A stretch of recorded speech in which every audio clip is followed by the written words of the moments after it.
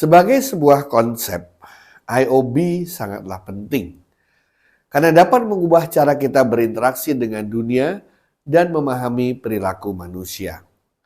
IoB memanfaatkan data yang diperoleh dari berbagai sumber seperti perangkat IoT, ponsel pintar, medsos, dan lain sebagainya untuk membantu organisasi dan individu dalam memahami dan memengaruhi perilaku manusia. Dengan pengetahuan yang lebih mendalam tentang bagaimana seseorang atau individu berperilaku dan mengapa mereka berperilaku demikian, kita dapat membuat keputusan yang lebih baik, lebih berkualitas, dan menciptakan lingkungan yang lebih kondusif. Saudara-saudara sekalian, IoB memungkinkan organisasi dan individu membuat keputusan berdasarkan data dan bukti, bukan saja intuisi atau asumsi.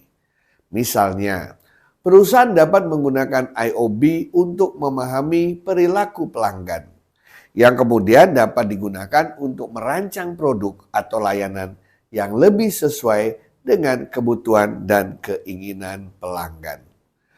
Penyesuaian produk dan layanan adalah salah satu manfaat dari IoB.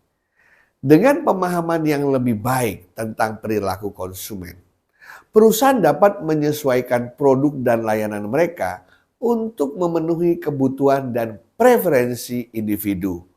Hal ini dapat mengarah pada peningkatan kepuasan pelanggan dan loyalitas merek.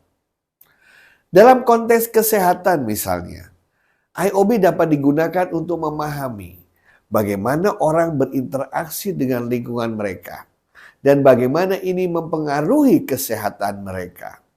Informasi ini dapat digunakan untuk merancang intervensi kesehatan yang lebih efektif dan pencegahan penyakit.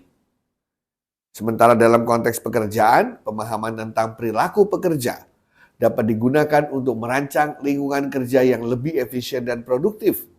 Misalnya dengan memahami bagaimana pekerja menggunakan waktu mereka, perusahaan dapat merancang proses kerja atau bisnis proses yang lebih efisien.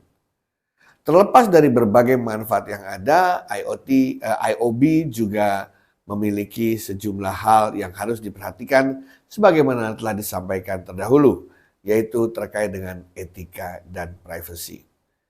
Pada saat ini, IoB tidak saja diterapkan dalam bidang atau sektor kesehatan, tapi juga banyak dipakai dalam sektor pendidikan, pemerintahan, jasa-jasa seperti perbankan dan keuangan, manufaktur, dan lain sebagainya. Terima kasih.